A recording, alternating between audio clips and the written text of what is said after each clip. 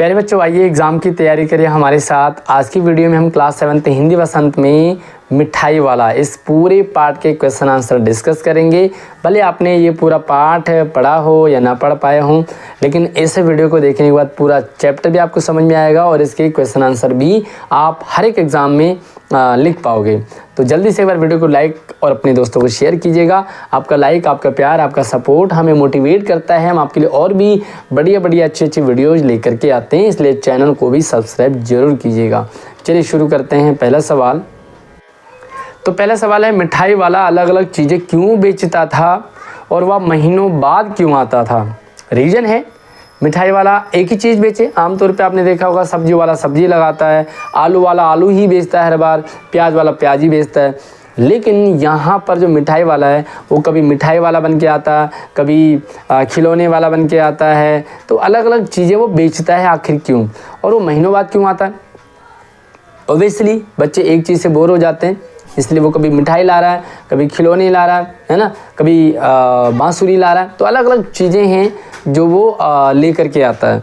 महीनों बाद क्यों आता है? क्योंकि उसे हर गांव हर जगह जाना होता है। भाई इस गांव गया, उस गांव गया, उस गांव गया, फिर भाई चीज़ों को बनवाने में भी जो टाइम लगता है। तो बहुत सारे रीज़न है।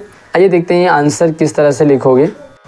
यस, बच्चे हर एक चीज़ से बोर ना हो जाए, एक ही चीज़ रिपीटेशन बोर हो जाते हैं, इसलिए मिठाई वाला अलग अलग चीज़ें बेचता था। वह कई महीनों बाद आता था, क्योंकि दूसरे गांव में भी बेचा करता है और इन चीज़ों को तैयार करवाता है, बनवाता है, इंतज़ाम करता है। तो यार इन चीज़ों में भी टाइम लगता है, तो इन्हीं कारण से वो महीनों बाद आता था और उसका नंबर आ पाता था, क्योंकि हर गाँव में जाएगा। तो अगला सवाल कई बार एग्जाम में आ जाता है, मिठाई वाले में वे कौन से गुण थे, क्वालिटी थी, जिनकी वजह से बच्चे तो बच्चे बड़े भी उसकी तरह खींचे चले आते थे? क्वालिटी थी उसके अंदर, कुछ ऐसा मतलब था जो बच्चे तो बच्चे बड़े भी उसकी तारीफ किया करते थे।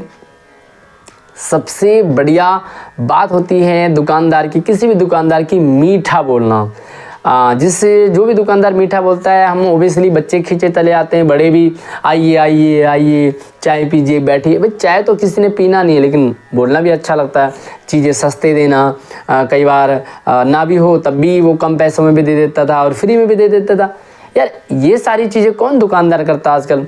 दुकानदार तो चाहे कि ग्राहक से और पैसा वसूल ले, लेकिन ये दुकानदार थोड़ा सा डिफरेंट था, इसीलिए बच्चे जो है वो खींचे चले आते थे। यस, मिठाई वाले का मधुर आवाज़ में गा गा कर अपनी चीज़ें बेचना। गाता था वही, है ना, तो जो गाने की टोन है उसमें भी अट्रैक्शन होता है।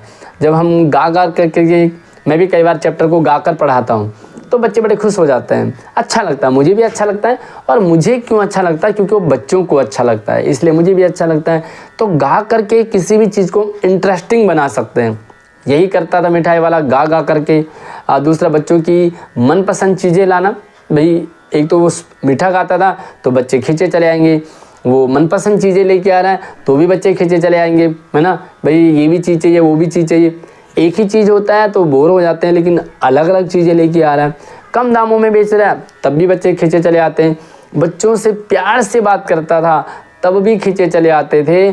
और बहुत सारी चीज़ें थी, कई बार वो फ्री में भी दे देता था, सबसे प्यार से बात करता था, हर एक बच्चे का ध्यान रखता था, है ना।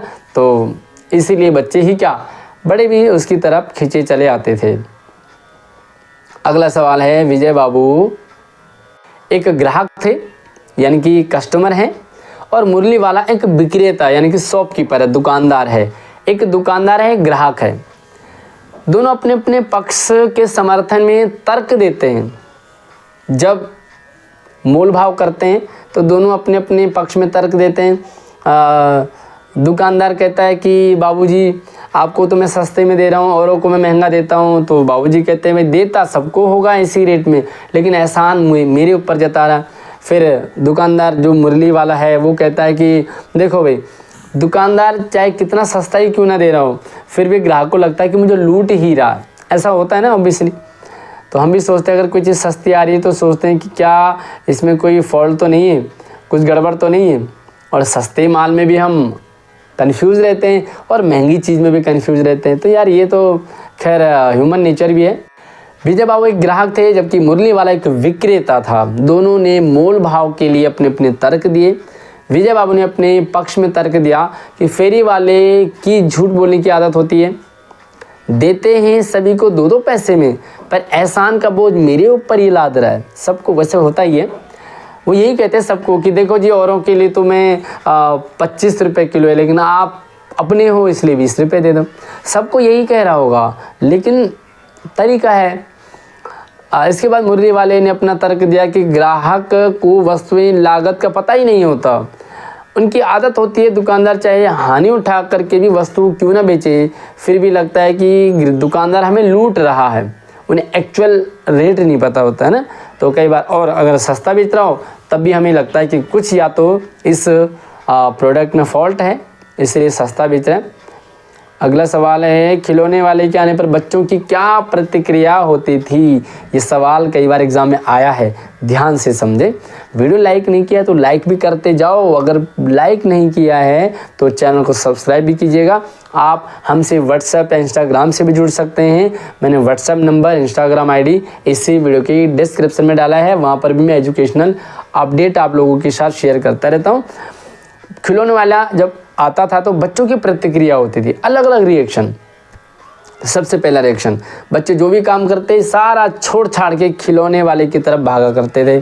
दूसरा, किसी का पैंट निकल गया, किसी का कच्छा निकल गया, किसी का जूता निकल गया, किसी की टोपी उड़ गई, परवाह नहीं करते थे, बस दौड़े चले आते थे खिलौने वाले के पास आना, हर चीज़ का मोल भाव करना, अपनी डिमांड रखना और सारी चीज़ें। आइए देखते हैं इसका आंसर। तब तक आप चैनल को सब्सक्राइब जरूर कीजिएगा, क्योंकि यहाँ पर आपको सिर्फ और सिर्फ एजुकेशनल और बढ़िया वीडियो में आपके लिए लेकर के आता हूँ। खिलौने वाले के आने पर बच्चे खुश हो जाते थे, उन्हें खेल कूद भूल करके अपने सामान, जूते, चप्पल आदि का भी ध्यान नहीं रहता था।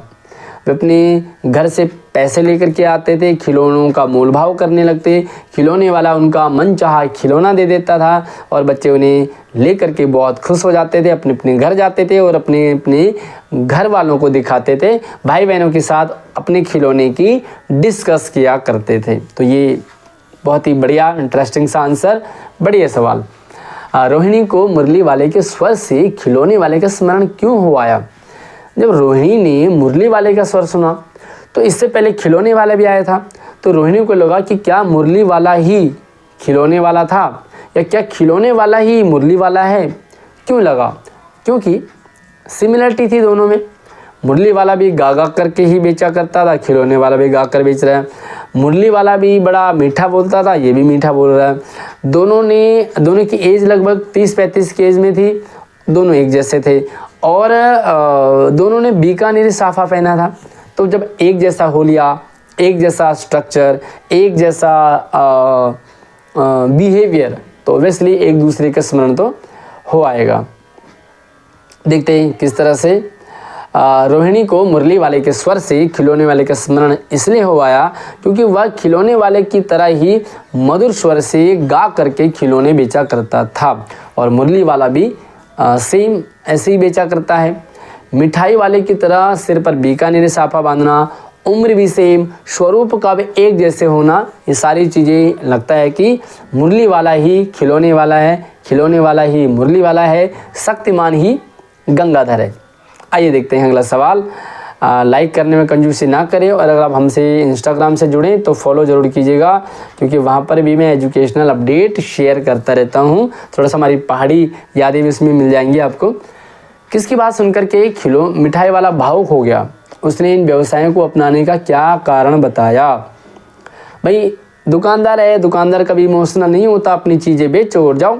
लेकिन मिठाई वाला जो है वो रोहिणी की बातें सुन करके भावुक हो गया, दादी की बातें सुन करके, उनकी फैमिली, चुन्नू मुन्नू की फैमिली के साथ वो भावुक हो जाता है और उसने फिर अपने व्यवसायों को अपनाने का कारण बताया कि मेरे साथ कुछ हादसा हुआ है, मैंने अपने बच्चे और अपनी बीवी को खो दिया है और मैं इन बच्चों में ही अपने बच्चों को ढूंढता हूँ। मुझे लगता है कि इन्हीं बच्चों में वो दोबारा उन्होंने जन्म लिया होगा, इसीलिए मैं ये सारी चीज़ें अलग अलग बेचा करता हूँ। हालांकि पैसे की मेरे पास कोई कमी नहीं थी। अगला सवाल आंसर देखोगे। रोहिणी की बात सुनकर के मिठाई वाला भावुक हो गया उसने बताया कि वह एक प्रतिष्ठित व्यापारी था, बिजनेसमैन था। मकान, व्यवसाय, गाड़ी घोड़े, नौकर चाकर सब कुछ थी। स्त्री थी, पत्नी थी, 2 छोटे छोटे बच्चे थे। दैवीय प्रकोप के कारण कुछ ऐसा हुआ, शायद बाढ़ आई हो, भूकंप आया हो, कुछ ऐसा हुआ हो, उसका घर परिवार नष्ट हो गया। तभी से मैं इन व्यवसायों के माध्यम से अपने खोए बच्चों को खोजने निकला हूँ। मैं सोचता हूँ कि इन्हीं बच्चों में भी मेरा बच्चा होगा। वह हंसते कूदते उछलते और इठलाते बच्चों में अपने बच्चों की झलक होगी।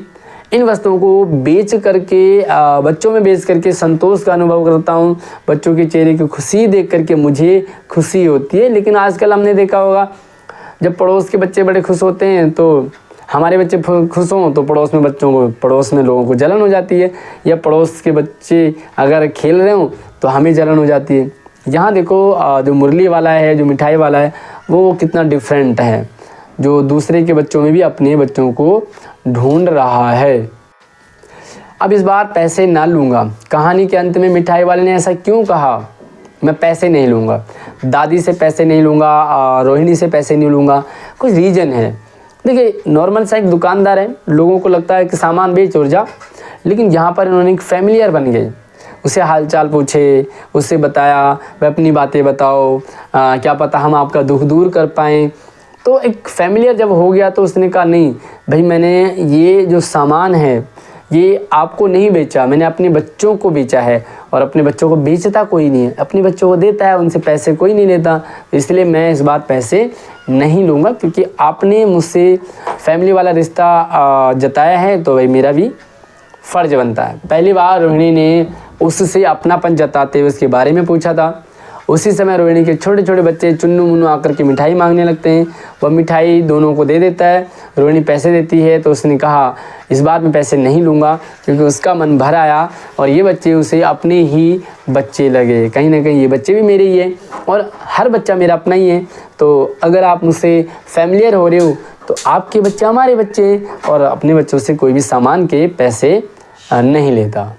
बहुत ही बढ़िया सा और कल्पना वाला सवाल है, इसे ज़रूर समझें। इस कहानी में रोहिणी चिक के पीछे से बात करती है। चिक यानी कि पर्दा, घूंघट करके। क्या आज भी औरतें चिक के पीछे से बात करती हैं, यानी कि पर्दे में रहती हैं? यदि करती है तो क्यों? अपनी राय बताएं कि आखिर औरतें जो पर्दे में क्यों रहती हैं। तो यार, इस टॉपिक पे तो अलग अलग राय होगी, आपका अलग होगा, मेरा अलग होगा। लेकिन मेरा मानना है कि देखिए, पर्दा अंदर से होना चाहिए, दिल से होना चाहिए। पर्दा हमारी आँखों में होना चाहिए, ना कि हमारे चेहरे में। मान लीजिए हमने पर्दा रखा हुआ, पर्दा किया हुआ, लेकिन हमारे मन में पाप है, तो वो पर्दा बेकार है ना। तो सबसे इम्पोर्टेंट है हमारा मन का साफ़ होना। बाकी पर्दा दिखावा है, और दिखावा तो अच्छा नहीं रहता है। आइए देखते हैं इसका आंसर क्या लिखेंगे। स्वतंत्रता प्राप्ति के बाद संविधान ने स्त्री पुरुष को समान अधिकार दिए। बिल्कुल, जैसी स्त्री है वैसी पुरुष भी है। अगर स्त्री पर्दे में रहती है तो पुरुष क्यों खुले में घूमता है, ये बात है। अगर स्त्री को पर्दे में रहना चाहिए तो क्या पुरुषों को पर्दे में नहीं रहना चाहिए? पुरुष भी पर्दे में रहे। और अगर पुरुष आज़ाद हैं, पुरुष पर्दा नहीं करता, तो स्त्री क्यों करेगी? भाई, गलत तो कोई भी हो सकता है ना, स्त्री भी हो सकती है, पुरुष भी हो सकते हैं, तो पुरुष भी पर्दे में रहें। और आज शिक्षा के प्रसार व आधुनिकीकरण से भी समाज में बदलाव आया है। आज स्त्रियाँ पुरुषों से भी आगे है, किसी भी फील्ड में पीछे नहीं है। लेकिन भारत के कुछ पिछड़े गांव, शहर, स्थान ऐसे भी हैं जहां स्त्रियों को आज भी पर्दे में रहना पड़ता है। ऐसे में वे चिक के पीछे से बात करने को मजबूर होती हैं। हमारी राय में यह पूर्णतः गलत है, क्योंकि स्त्री पुरुष दोनों समाज के आधार हैं और दोनों को समान दर्जा मिलना चाहिए। इक्वल दोनों के साथ ट्रीट होना चाहिए।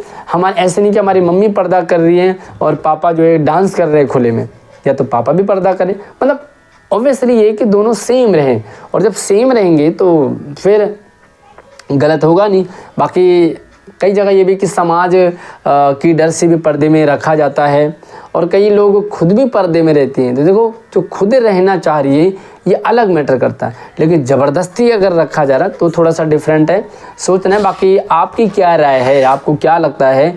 लॉजिक के साथ आंसर दें। आप अपना और अपने स्कूल का नाम भी मेंशन ज़रूर करें। मिठाई वाले के परिवार के साथ क्या हुआ होगा? उसने बताया कि भाई दैवीय प्रकोप के कारण मेरा परिवार सब नष्ट हो गया, घर नष्ट हो गया, बच्चे थे, बीवी थी। तो क्या लगता है आपको क्या हुआ होगा? शायद कुछ दैवीय आपदा। और मैं अगर अपने उत्तराखंड की बात करूं तो हमारे उत्तराखंड में तो आए दिन कभी बादल फट जाता है, कभी कोई जंगली जानवर आ जाता है, कई बार भूकंप आ जाता है, कई बार बाढ़ आ जाती है ना। तो हमारे उत्तराखंड में तो ये सारी एक तरह से नॉर्मल सा हो गया है और होता ही रहता है। बट फिर भी एक कहानी देखते हैं कि क्या हुआ होगा। मिठाई वाले का परिवार अवश्य ही किसी दुर्घटना का शिकार हुआ होगा। कहानी एक छोटी सी कहानी बनाइए, क्या रहा होगा, है ना। ऐसे हालांकि यही था ऐसा नहीं, आप इस पर अपनी कहानी बना सकते हैं। एक गांव में एक मिठाई वाले की दुकान थी। तरह तरह की मिठाइयाँ वह बेचा करता था। छोटे बड़े सभी उसकी मिठाइयाँ शौक से खाते थे। दुकान के साथ ही उसका घर भी था। जब भी दुकान पर कोई ग्राहक न होता तो अपने बच्चों के साथ खेलता और खुश होता। उसके बच्चे बड़े शालीन थे, बड़े अच्छे थे, कभी भी उसे किसी बात के लिए परेशान ना करते थे। एक दिन वह अपनी पत्नी और बच्चों के साथ गांव में किसी रिश्तेदार की शादी में गया था। खुशी खुशी गांव वालों ने भी उसकी सारी तैयारियां करवाई, उसके कपड़े, गहने, सामान सब कुछ खरीदा। गांव के कुछ लोग उसे स्टेशन तक छोड़ने भी गए। रेलगाड़ी में बच्चे, पत्नी, बच्चे स्वयं सभी बहुत खुश थे। अचानक तेज़ रफ्तार से चलती गाड़ी के कुछ डिब्बे रेल की पटरी से उतर गए। वह बुरी तरह पलट गए। न जाने कितने ही लोग सदमे में इस हादसे में अपनी जान गंवा दिया उन्होंने। मरने वालों में उसकी पत्नी और बच्चे भी थे। मिठाई वाला तो जैसे पागल सा ही हो गया। वह गांव वापस आया। आज भी इतने वर्षों बाद वह इस हादसे को भूल नहीं पाया। गुमसुम न जाने कौन सी यादों में खोया रहता है। अपनी सारी जो यादें हैं उनको ताज़ा करने के लिए उसने अपने घर को एक अनाथ आश्रम बना डाला। अनाथ बच्चों को पालने में वह कौन सी खुशी मिलती है, बस इसी खुशी को ढूंढता है। और बस वो बच्चों में भी मिठाई वगैरह, कभी खिलौने, कभी मुरली, अलग अलग चीज़ें वो बेचा करता है। रीज़न आपको बता दिया और मकसद क्या है, वो खुशियाँ ढूंढता है बच्चों में। हाट, मेला, शादी आदि आयोजनों में कौन कौन सी चीज़ें आपको सबसे ज़्यादा आकर्षित करती हैं? उनको सजाने बनाने में किसका साथ होगा? उनके चेहरों के बारे में लिखें। तो ये आप नॉर्मल सा सवाल है, आप इसे अपने ओपिनियन के अकॉर्डिंग, अपने थॉट के अकॉर्डिंग लिख सकते हैं। हाट, शादी, मेले आदि कार्यक्रमों में मिठाइयाँ, गोलगप्पे, चाट पापड़ी, फ्रूट चाट, चिलियाहा, छोले भटूरे, सांभर और dosa, idli, Chinese food, ice cream छोड़ दिया, मेरा फेवरेट है। मिठाई आदि आकर्षित करते हैं। उनको बनाने सजाने में विभिन्न प्रकार के कलाकार होते हैं जो खाना बनाते हैं। उनका जो एक्सपर्ट होते हैं उनका हाथ होता है। जैसे खाद्य पदार्थों के लिए हलवाई, वैसे पहनावे अलग अलग चीज़ों के लिए अलग अलग होते हैं। और इस तरह से आप उसे लिख सकते हैं। अगला सवाल है कि आपकी गलियों में भी अजनबी फेरी वाले आते हैं, आप उनके बारे में क्या क्या जानते हैं? अगली बार जब आपकी गली में कोई फेरी वाला आए तो उससे बातचीत करके जानने की कोशिश कीजिएगा कि वो क्यों ये सामान बेचता है, क्या उसकी मजबूरी है, और उसके बारे में थोड़ी सी बातें करें। अभी तक तो नॉर्मली जो फेरी वाला आता है हम सामान लेते हैं चले जाते हैं, लेकिन इस बार आप थोड़ा सा डिफरेंट करें तो इसका आंसर आप अपने अकॉर्डिंग लिख सकते हैं। भाई सबकी गली में फेरी वाले आते हैं, मूँगफली वाला, चाट वाला, फल वाला, सब्जी वाला, खिलौने वाला, आइसक्रीम वाला, कपड़े वाला और बर्तन वाला, तो ये सारे आते हैं। अब कौन क्या बेचता है, क्यों बेचता है, आप उनकी जानकारी इकट्ठी कर सकते हैं। आपके माता पिता के ज़माने से लेकर के अब तक फेरी वालों की आवाज़ों में कैसा बदलाव आया, बड़ों से पूछ करके बताएं।